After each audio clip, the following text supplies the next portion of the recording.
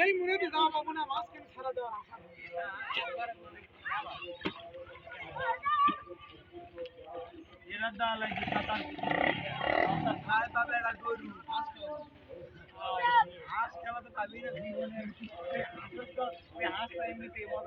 টিকিটও বেচা হবে না আর হাত যদি মাঝখান ছাড়া দেয় 7-8 দিন এক টিকিটও বিক্রি হবে এটা